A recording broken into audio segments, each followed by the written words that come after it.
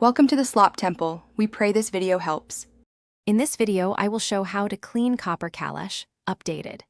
Begin by rinsing the kalash with warm water, then remove loose debris with a soft brush.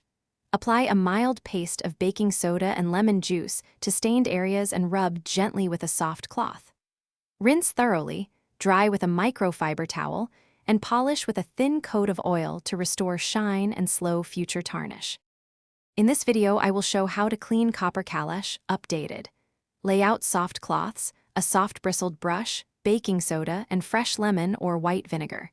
Use a small bowl to mix a paste and apply gently, working in the direction of any engraving. Rinse thoroughly after cleaning, then dry immediately to prevent water spots. Finish by buffing with a light oil to bring back a warm, even shine. In this video, I will show how to clean copper kalash, updated. First, rinse and brush to remove surface dirt, then paste baking soda with lemon and apply in small sections, rubbing softly. Rinse completely to avoid acidic residue, then dry every nook with a microfiber cloth. After drying, rub a tiny amount of neutral oil to protect and shine, especially around embossing, and store in a dry place to. Thanks for watching. Consider subscribing if we helped you.